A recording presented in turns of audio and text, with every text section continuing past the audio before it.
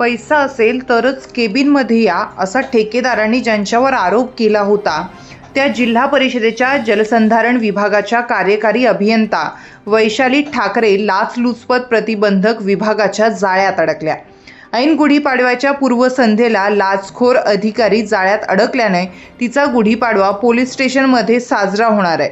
20 लाख रुपये अंदाज पत्रकीय रकमेच्या बंधाऱ्याचं काम ज्या ठेकेदाराला देण्यात आलं होतं त्याच्याकडून 80,000 रुपयांची मागणी ठाकरेंनी केली होती।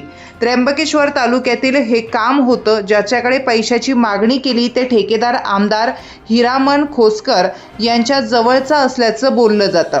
या ठेकेदारानं थेट लाचलुचपत प्रतिबंधक विभागाकडे तक्रार केली। या विभागाने रचलेल्या सापळ्यात ठाकरे अडकल्या। तत्कालीन माध्यमिक शिक्षणाधिकारी वैशाली झणकर यांच्या लाचखोरीला पुन्हा उजाळा मिळालाय, कारण जिल्हा परिषदेत ठाकरे यांच्या रूपानं दुसरी महिला अधिकारी लाचखोर ठरली आहे।